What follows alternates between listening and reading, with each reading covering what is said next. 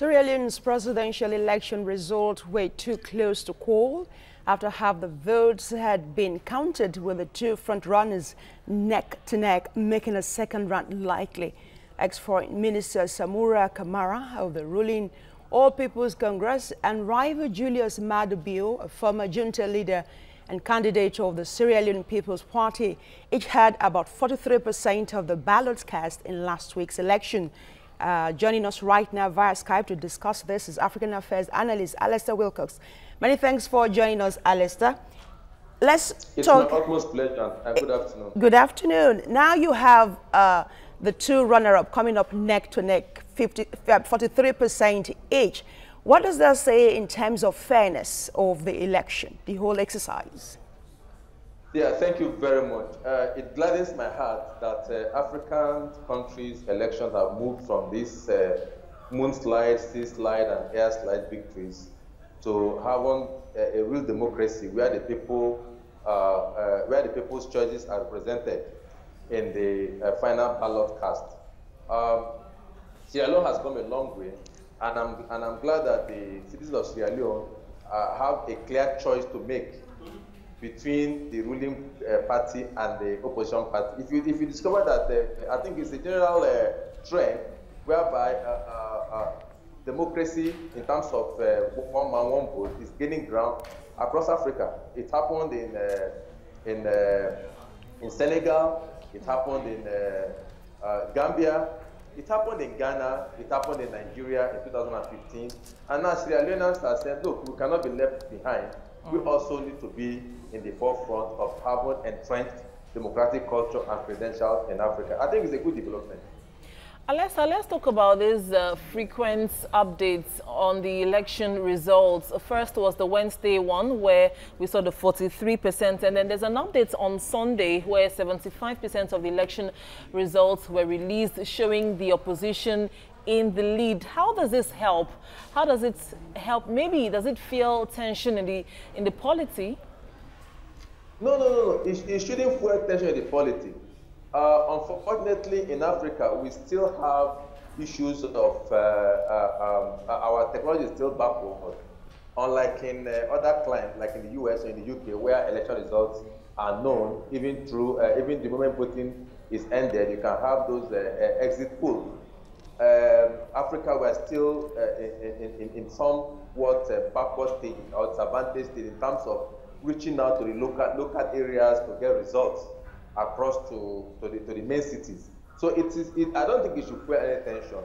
It took us in Nigeria about 72 hours to have the election released, judging the fact that the results have to come from rural areas and all whatnot. So talk less of Sierra Leone that has that infrastructure. The infrastructure is so poor. There are more rural areas than urban cities in Sierra Leone, coming out from the devastating wars that happened in those. So it's a challenge. So and I'm sure they understood it perfectly. But the most important thing now is that the Electoral Commission is independent, and if the opposition is having a strong showing, meaning that the opposition did a good job and the people have voted for them, so it's not a bad idea at all. I am seeing the results. I've been following the results and seeing how the two main parties are running neck to neck.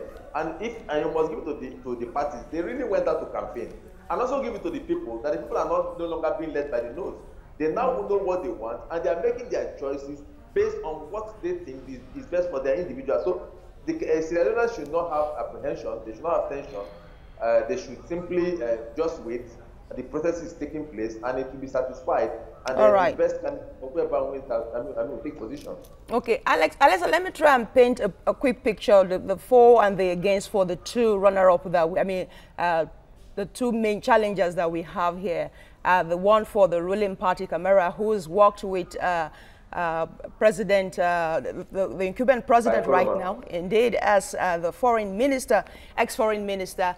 For people said, okay, there will be some kind of continuity in terms of projects that have been going on by the present administration. And another argument will say there are a lot of corruption, a lot of allegations, for instance, about $143 million being squandered for Ebola fund, which was not accounted for. They said it would be good for his protege to come and cover that. On the other hand, you look at the ex-military junta, Will they turn to reform Democrats like we have here in Nigeria? What's your take on these two gladiators? Yes, I wouldn't have recommended the former junta to Sierra Leone people, but they know better.